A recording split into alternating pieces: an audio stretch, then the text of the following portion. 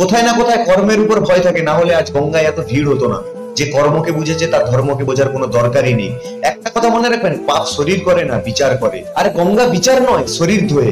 শব্দের ভঙ্গি বোঝায় আপনি কথাটা কিভাবে বলতে চাইছেন। তা না হলে ওয়েলকা মতো পাদানিতে লেখা থাকে, তাই না?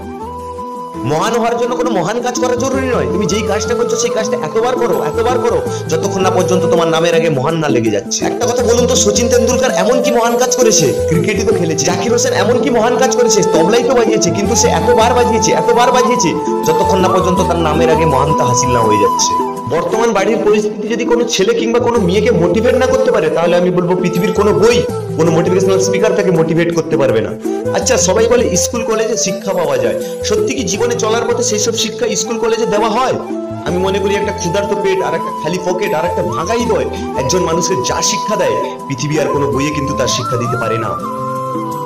পৃথিবীর কোনো মেয়েই 6টা গাড়ির মালিক ছেড়ে 6 প্যাক ওয়ালা ছেলের সাথে হাত ধরে যাবে না।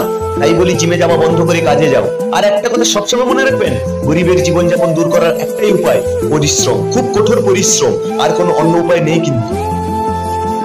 দেখুন, মানুষ তৈরি হয়েছিল ভালোবাসার জন্য, আর পয়সা তৈরি হয়েছিল ব্যবহারের জন্য। কিন্তু লোক পয়সাকে ভালোবাসে আর মানুষকে ব্যবহার করে। আর তুমি সেই সব লোকের কথা ভাবছো যে লোকে কি বলবে। তুমি যেটা করতে ভালোবাসো এবং তোমাকে লাগছে তুমি সঠিক কাজ করছো, তাহলে তুমি করতে থাকো। হাজার লোকের তো হাজার কথা থাকবে, তাই না? আমি সেই স্টুডেন্টের কথা বলছি যাদের মনে হয় যে 8 ঘন্টা পড়াশোনা তো খুব কঠিন ব্যাপার। তাদের আমি একটা কথা বলবো, সেই 8 ঘন্টা কাজ করে দেখুন, বেস্ট কোয়ালিটির কাজ, তাহলে বুঝতে পারবেন পড়াশোনা কত সহজ ব্যাপার। আর পড়তে পড়তে যদি কোনোদিন ডিমোটিভেট হয়ে যান, তাহলে পকেট থেকে পার্সটা বের করে পয়সাটা গুনবেন, পড়াতে অটোমেটিক মন লেগে যাবে।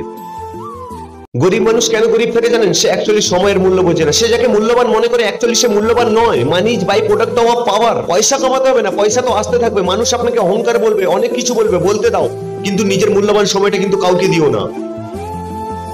এই সমাজ রূপগুণ, জাতপাত, ধন সম্পদ, পরিবার, গ্রাম এগুলো দেখার পরেই বিবাহ ঠিক করে। তারপরেও লোক বলে সম্পর্ক তো উপরওয়ালার ঘর থেকে নির্ধারিত করে এসছে।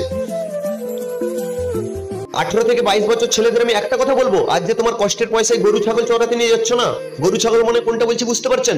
সেই পয়সাটা নিজের কেরিয়ার এবং স্বপ্নের পিছনে লাগান। না হলে দেখবেন একদিন আপনাকে খুব কষ্ট করতে হবে, এবং ওই কষ্টটা অন্যদের স্বপ্ন পূরণ করার জন্যই করতে হবে।